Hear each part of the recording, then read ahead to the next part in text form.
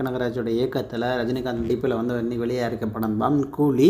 இன்றைக்கி premier show அதாவது தமிழ்நாட்டில் எல்லாமே போயிட்டுருக்கோம். ஆனால் இதோட ஸ்பெஷல் ஷோஸ் எல்லாமே வந்து யூஎஸ் மற்ற பல கண்ட்ரியில் வந்து எந்தெந்த டைம் ஜோன்ஸ் டிஃப்ரென்சஸ் இருக்கோ அங்கெல்லாம் டெலிகாஸ்ட் பண்ணியிருக்காங்க. சூப்பர் ஸ்டார் ரஜினிகாந்த் மற்றும் லோகேஷ் கனகராஜ் கூட்டணியில் உருவாகியுள்ள அந்த கூலி திரைப்படத்தை விமர்சனம் தான் பார்க்க போகிறோம். நம்ம நிகழ்ச்சியை முறையாக பார்க்குறீங்கன்னா மறக்காமல் சப்ஸ்கிரைப் பண்ணிட்டு பாருங்கள்.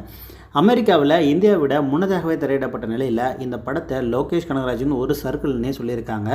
ஏன் அப்படி சர்க்கிள் சொல்கிறாங்க அப்படின்னா, தலைவர் ரஜினிகாந்தின் தனித்துவமான ஸ்டைல் மற்றும் கம்பீரமான நடிப்பு, குறிப்பாக ஒரு இளமையான தோற்றத்தில் வரும் ஃப்ளாஷ்பேக் காட்சிகளில் வந்து ரசிகர்களை வந்து கவர்ந்திருக்கிறாரு. இந்த பகுதியில் சிலருக்கு சிலிர்ப்பையும் ஏற்படுத்துவதற்காகவும் படத்தினுடைய ஒட்டுமொத்த தரத்தையும் உயர்த்துவதற்காக இந்த ஒரு கேரக்டர் இல்லை ஒரு விஷயம் மட்டுமே போதாது அப்படின்ற விஷயத்தில் ஒரு மைனஸ் பாயிண்ட் கொடுத்துருக்காங்க.